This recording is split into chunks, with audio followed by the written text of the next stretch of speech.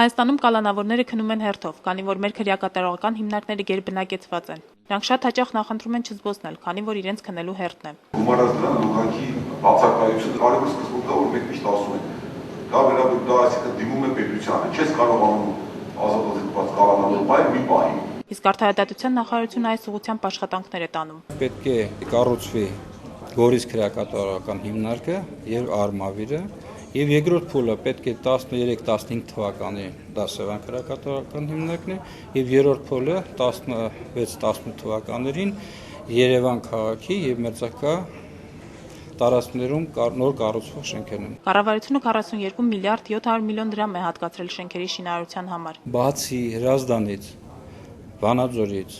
եւ Արթիկից գրեթե բոլոր քրեակատարողական հիմնարկները մաշված են, հին են եւ չեն համապատասխանում եվրոպական չափանիշներին։ Հայաստանում կա մոտ 5000 բանտարկյալ, իսկ նրանց թիվը նախորդ տարվա համեմատ աճել է։